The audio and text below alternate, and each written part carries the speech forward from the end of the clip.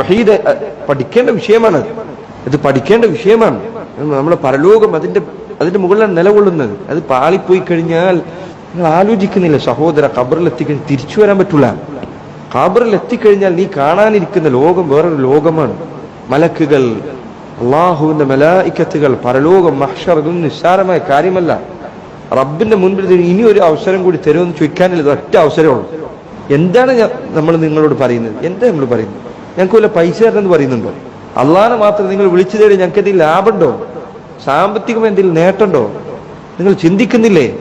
തൗഹീദ് ഒരാൾ പാലിച്ചാൽ അവന് ഒരു സാമ്പത്തിക നഷ്ടമില്ല, അവന് ആകെ ലാഭമുള്ളൂ. അള്ളാഹുവിന്റെ മുൻപിൽ, റബ്ബിന്റെ മുൻപിൽ ചെന്ന് നിൽക്കുമ്പോൾ സഹോദര, പറയാനുള്ള മറുപടി തയ്യാറാക്കി വെക്കുക. അള്ളാഹു സുബ്ഹാനഹു വ തആല നാം ഏവരെയും തൗഹീദിൽ അടിയുറപ്പിച്ചു നിർത്തുകയും തൗഹീദിന്റെ മാർഗത്തിൽ അള്ളാഹു നമുക്ക് ഏവർക്കും പ്രവർത്തിക്കാൻ കൂടുതൽ ശക്തിയും ഉന്മേഷവും